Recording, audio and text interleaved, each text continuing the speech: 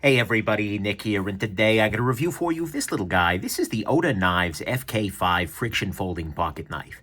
First off, though, I want to thank very much my buddy Chris for actually giving this one to me as a friend. I brought him to the airport at one point in time. He gave this knife to me. It was very kind of him. Thank you very much for that, Chris. But that's how I get a chance to check this guy out, and I've had it for a while now. I just haven't gotten around to reviewing it, so I figured, hey, let's go ahead and do it. So there you go. Next thing, let's do a size comparison. This is a relatively small knife. Here it is against your Spyderco Delica. Here it is against your Spyderco PM2. And so you can see here this guy is substantially smaller than both of these knives. And then here it is against the Ontario Rat number 2. Yeah, it's not a big knife. Not a very big knife here whatso-freaking-ever. So there you go. There's that. Next thing, who the heck is Hiroaki Ohta? I'm so sorry, Hiroaki. I'm sure I'm pronouncing your name terribly. Either way, he is a Japanese maker. He is a custom maker. He lives literally in Japan. He makes these guys and, actually comes to knife shows from time to time. I think California Custom Knife Show. I think he goes elsewhere. But anyways, there you go. And then finally, this is going to be a quick review because there's not a whole lot to this knife, and I feel like I can do a pretty good job of it relatively quickly. He says it's probably still going to be 20 minutes, knowing me. Anyways, so let's talk about what I like about this guy and what I don't really like about this guy, and we'll go on ahead and call it an afternoon. So on the good side, to start with, this guy has a very cute little size. What I mean by that is the blade length on this guy is coming in just a hair over 2 inches, actually a hair over 5 centimeters, which I assume is the 5 in FK5. But anyways, it's a cute little size. This means that not only is it going to be legal in a lot of places, but it also has a very nice lunchroom factor. What I mean by that is if you take this guy out in the lunchroom, people are going to look at like, oh, that's kind of a cool looking thing. What is that? Rather than diving under the tables and screaming, weapon! That's kind of a cool thing, right? And so this has a very nice factor in that way. Next thing, this guy is using a D2 steel. It actually has a very nice little blade on it. The blade itself has a very nice thin edge here. It's a very nice grind, generally speaking. And D2 steel is a good steel. Is it the best steel ever? No, but for the price, D2 steel is a very good steel.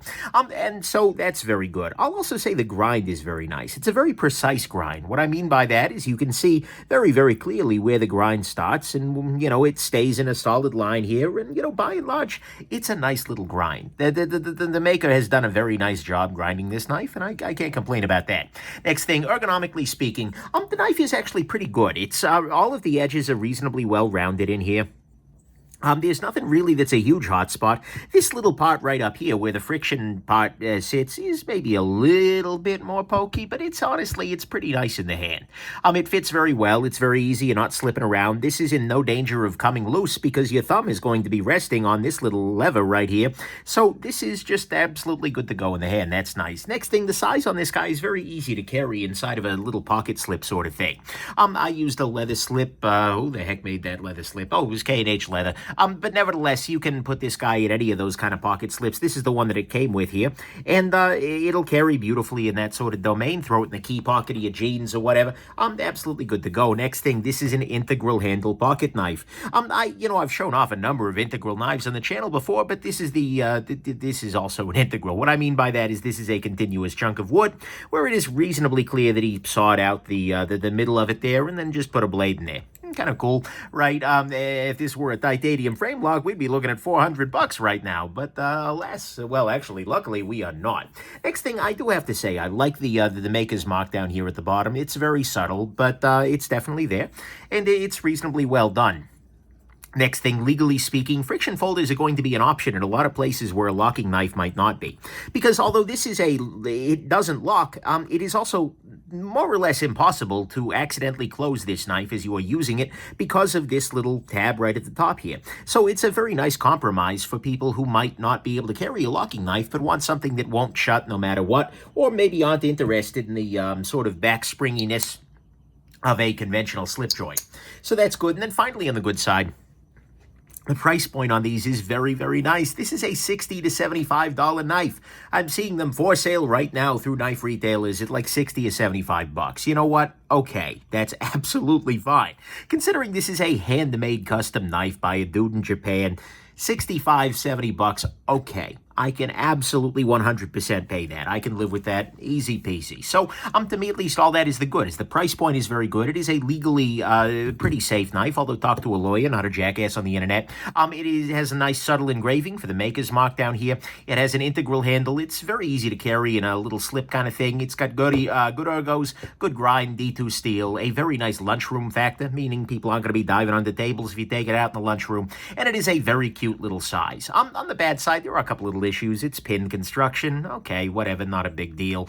There is no steel marking on this guy, but they're all D2, so okay, whatever, not a big deal. There is no clip. This is going to be a little bit more frustrating for some people, but at the same time, the ergonomics on this are relatively straightforward, so I guess I get it. And friction folders, generally speaking, you will almost certainly need to carry this in some kind of a slip, and you will want a slip where, generally speaking, the knife can, the top part here doesn't stick out too much. This is actually the factory slip that was included with it. And I gotta say, I'm not super duper impressed with it.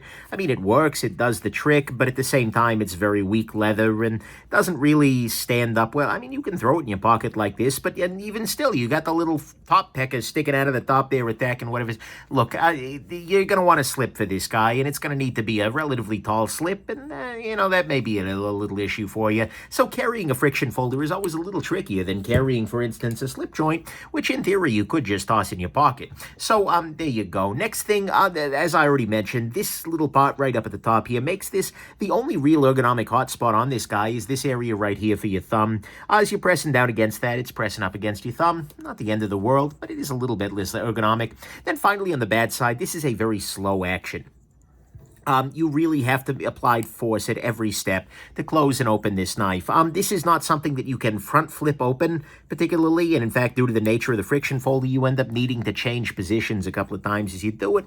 Again, this is sort of the nature of the beast, but don't think about this as having an action so much as a blade that you can move with purposeful force. It's actually a relatively smooth pivot, so it's not like, oh my god, this thing's terrible, but it's definitely not something where you're going to absolutely be in love with the where you're going to be in love with that pivot. It's not like that. So to me, that's what's bad here, is the action is slow.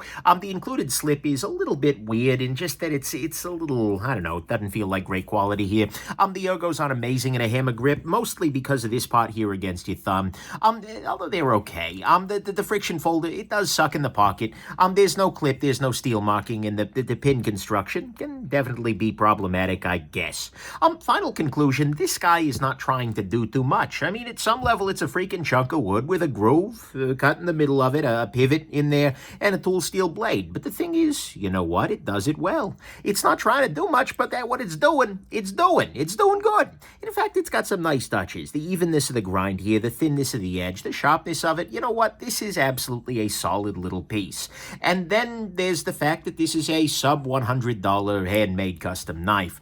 This is not super common in the folding knife world. I mean, certainly you can find them out there, but that's pretty inexpensive. I mean, absolutely, sure. Friction folders generally aren't so amazing in the pocket. The thumb can be a little bit challenged by this little part there if you're really bearing down on it. And the action is, well, it's not a front flipper, we'll say that for sure. But honestly, I'm pretty impressed. I mean, for what it is, it's trying to be something relatively simple.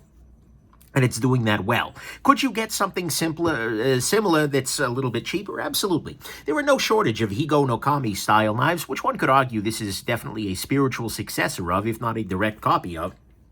A direct version of, that is, and they're available everywhere in vastly variable quality, and they're often way cheaper. But, you know, I actually have a review up of the Higo no Kami that just angers so many people, because I ended up buying, even though I bought it from one of the good eBay sellers, it was a terrible piece of crap. And, you know, oh, it's a peasant knife, oh, you don't understand, samurai, you know, every freaking person is up but because of that review, but still, the level of felt quality there was substantially lower than on this guy here. This is a Higo no Kami style knife that I actually like, that I actually would recommend, as opposed to that one, which was kind of trash. I'm sorry, people, it was trash. So, nevertheless, you can get cheaper knives in this style, certainly, but this is a really nice little instantiation of it. And on the whole, it's a nice little piece. It shows the kind of mastery you might like in a handmade knife from a custom maker, but it is still small enough in scale to be low-key, and it's frankly got a very nice little price. And so for what it is